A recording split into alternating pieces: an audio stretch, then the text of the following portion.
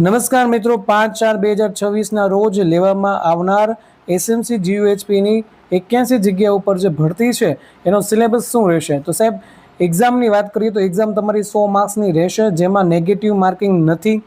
Okay, એટલે 100 marks, 100 ક્વેશ્ચનના 100 marks રહેશે. અને એ સિવાય જે સિલેબસ છે એની અંદર એનાટોમી, ફિઝિયોલોજી, બાયોકેમિસ્ટ્રી, ફાર્મેકોલોજી, પેથોલોજી અને માઇક્રોબાયોલોજી રહેશે.